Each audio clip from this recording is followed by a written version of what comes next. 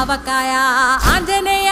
కథ మొదలెట్టినాడు చూడరయ్యా శక్తినంతా కూడగట్టి చెట్టు దులిపినాడు అంజయ్య ఎర్ర ఛాయ కోతి అవతార వెంటమాయ కత్తి సేత పట్టకుండా కాయ కోసినాడు కపిలయ్య